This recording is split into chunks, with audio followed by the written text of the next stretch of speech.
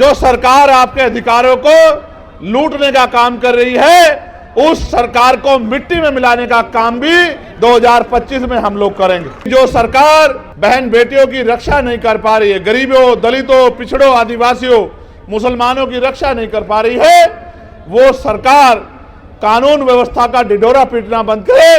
अगर आप रक्षा नहीं कर पा रहे हो मुख्यमंत्री, तो पद से इस्तीफा क्यों नहीं देते, कुर्सी छोड़ क्यों नहीं देते, कुर्सी खाली क्यों नहीं कर देते, क्यों कुर्सी चिपके हुए?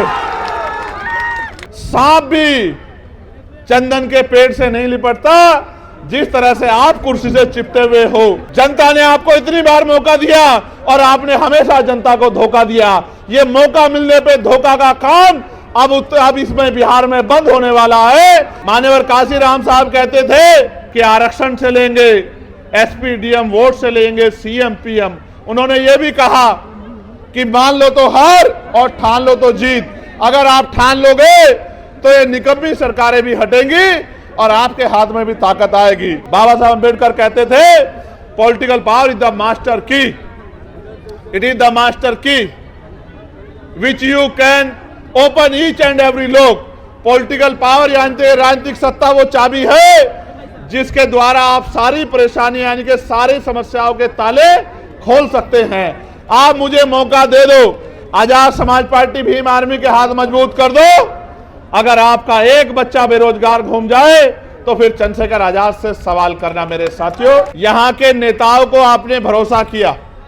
आप चुनाव से पहले वो आपकी गली में आते, आपके पैर पकड़ते हैं, आपको चाचा, ताऊ, भाभी, बहन, चाची, ताई, पता नहीं क्या क्या शब्द कहते हैं, शराब पिलाते हैं, मिठाई खिलाते हैं, कपड़ा लुटाते हैं, सारे काम करते हैं। क्यों? क्योंकि बाबा साहब अम्बेडकर ने अपने 4-4 बच्चों के कुर्बानी देके आपकी उंगली में वो शक्ति दी है, जिसको चाहे कुर्सी पे बिठा दो और जिसको चाहे कुर्सी से गिरा दो।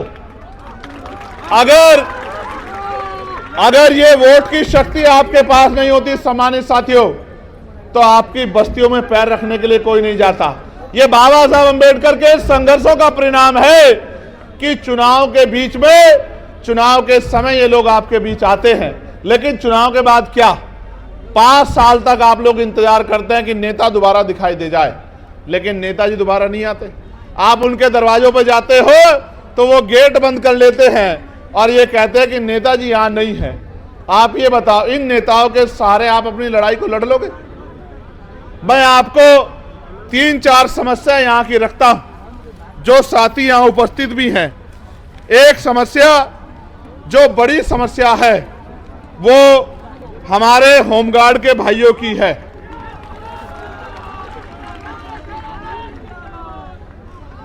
जो विज्ञापन संख्या 2/2/2011 की बहाली 2022 में ली गई, 13 वर्षों के विलंब से बहाली की गई। इसके बावजूद भी फिजिकल, मेडिकल एवं औपबंधिक मेगा सूची नाम रहते हुए इन लोगों को नियुक्ति नहीं दी जा रही है। होमगार्ड, जबकि जहानाबाद जिले में और अन्य जिलों में होमगार्ड के बहुत सारे पद खाली हैं, फिर भी सरकार इनकी बहाली नहीं कर रही है।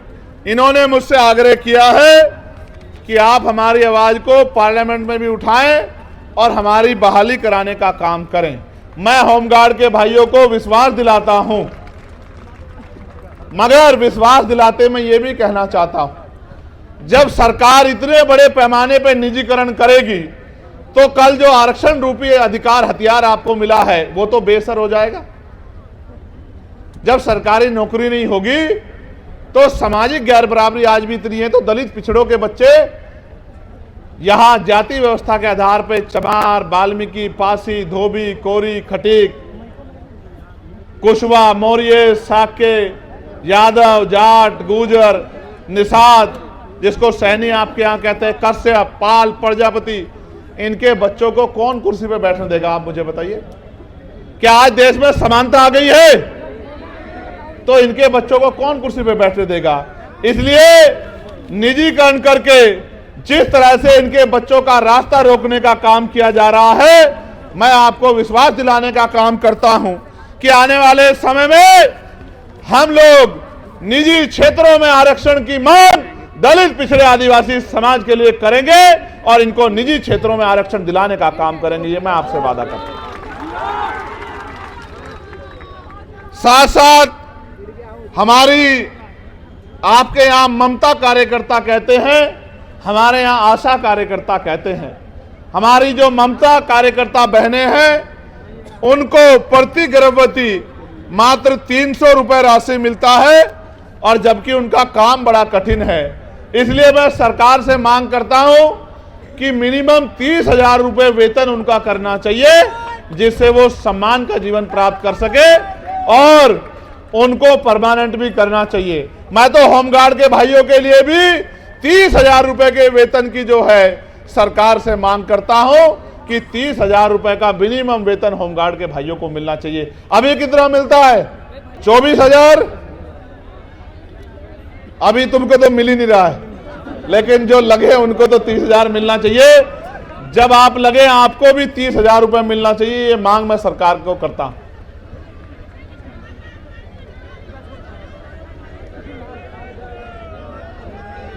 ज्वाइनिंग नहीं हो रही है ना,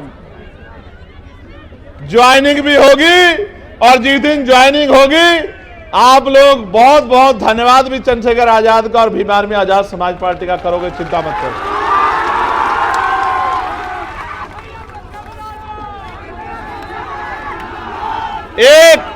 एक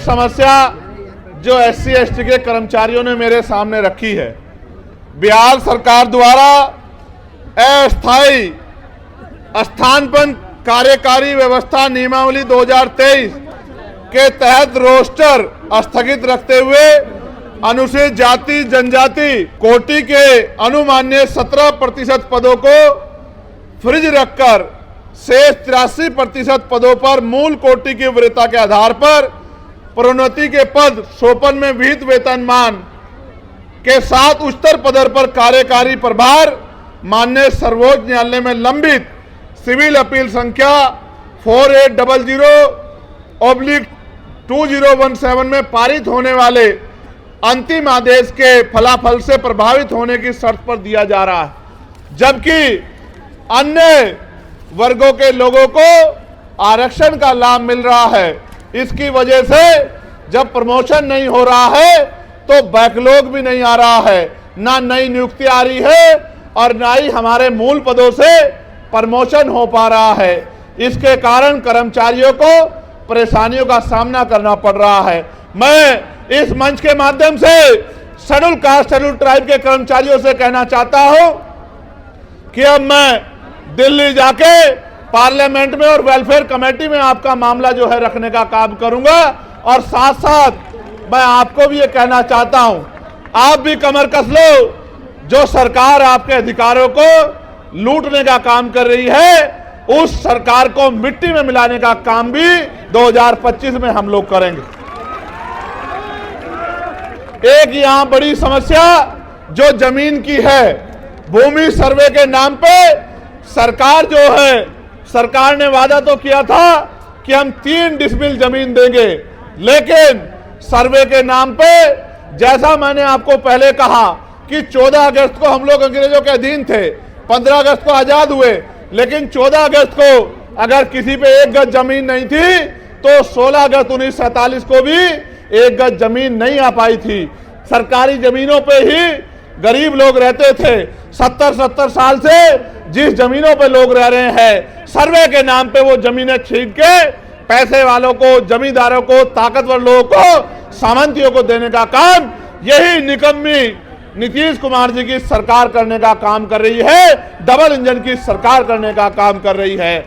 मैं सरकार को ये कहना चाहता हूं, अपनी बुरी मंशा से की जा रही इस योजना को सरकार तत्काल रोक के जमीनों के अधिकार को सुरक्षित करने का काम करे, वरना तो सरकार याद रखे, जल जंगल जमीन बचाने के लिए सरकार से हर तरह की लड़ाई लड़ने का काम हम यहां से लेकर दिल्ली तक करेंगे और अपने लोगों की जमीन को किसी भी कीमत पर सरकार को छीनने हम लोग नहीं देंगे। दूसरा, कानून व्यवस्था बहुत बिगड़ी हुई है। इसके लिए मैं सरकार से ये कहना चाहता हूं कि जो सरकार बहन बेटियों की रक्षा नहीं कर पा रही है, गरीबों, दलितों, पिछड़ों, आदिवासियों, मुसलमानों की रक्षा नहीं कर पा रही है, वो सरकार कानून व्यवस्था का ढिढोरा पीटना बंद करे। अगर आप रक्षा नहीं कर पा रहे हो मुख्यमंत्री, तो पद से इस्तीफा क्यों नहीं देते, कुर्सी छोड़ क्यों नहीं देते, कुर्सी खाली क्यों नहीं कर देते, क्यों कुर्सी चिपके हुए? इस तरह से तो सांप भी चंदन के पेड़ से नहीं लिपटता, जिस तरह से आप कुर्सी से चिपटे हुए हो। अगर नहीं काम कर पा रहे हो, नहीं लो जनता के हितों की रक्षा कर पा रहे हो, तो कुर्सी क्यों नहीं छोड़ देते मुख्यमंत्री जी? आपको सोचना चाहिए। जनता ने आपको इतनी बार मौका दिया और आपने हमेशा जनता को धोखा दिया। ये मौका मिलने पे धोखा का काम अब इसमें बिहार में बंद होने वाला है। अब अगर मौका मिलेगा तो काम करने वाले लोगों को मिलेगा, और जब मौका मिलेगा काम करने वाले लोगों को, तो धोखा बंद हो जाएगा। इस बात का भी मैं आपको विश्वास दिलाता हूं।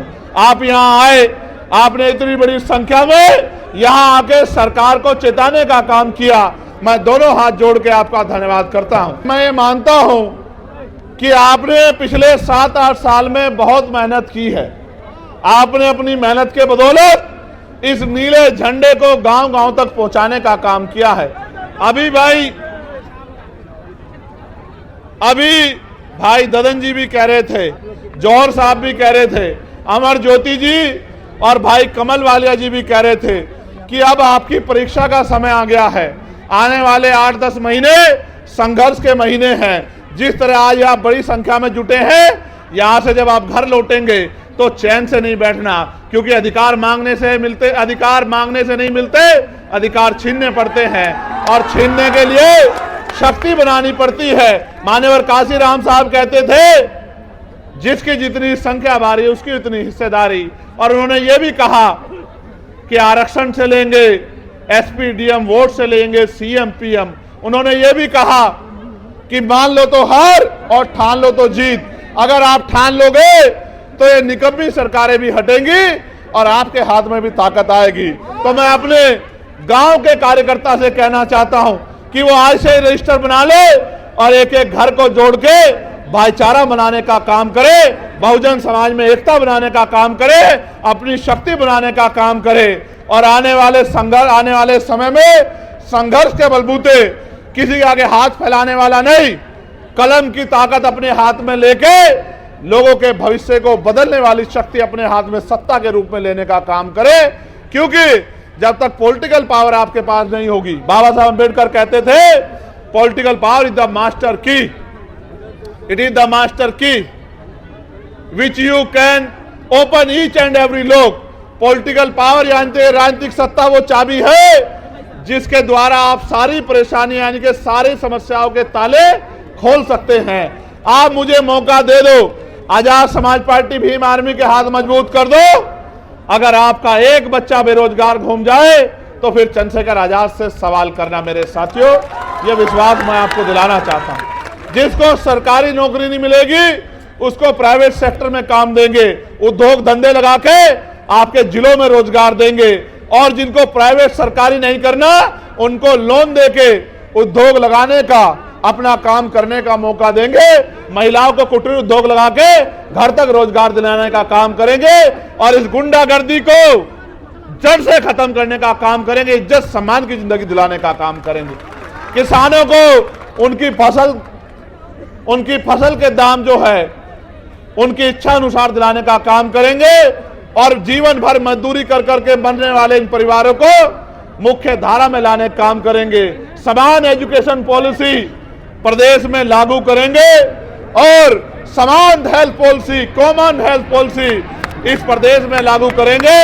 अमीरों जैसा इलाज गरीबों को मिलेगा, और अमीरों को जैसे मिलने वाली पढ़ाई गरीबों के बच्चों को मिलेगी। अपने बच्चों को अच्छी शिक्षा के लिए हर साल 1000 बच्चों को विदेश में पढ़ने के लिए भेजने का काम करेंगे, और इस देश की सेवा करने का मौका देंगे। साथ साथ 2010 टोला सेवा संस्कृत बोर्ड के नाम पर अभी तक बहाली नहीं हुई है। कितनी समस्या बताओगे? मैंने आपको समाधान बता दिया है। हिम्मत करके आजाद समाज पार्टी भीम आर्मी के साथ खड़े हो जाओ, एक समस्या नहीं रहेगी और आप मांगने वाले नहीं देने वाले बन जाओगे। और जिन साथियों ने अपनी समस्याएं दी है, जो राष्ट्रीय स्तर की है उन पे राष्ट्रीय स्तर पे और जो प्रदेश स्तर की है उन पे प्रदेश स्तर पे मुहिम चला के संघर्ष किया जाएगा और आपकी मांगे पूरी करवाने का काम हम लोग करेंगे। बहुत बहुत धन्यवाद। जय भीम, जय भारत, जय संविधान, जय मंडल, जय जोहार, जय जवान, जय किसान। आप सबके लिए मंगल कामनाएं। धन्यवाद।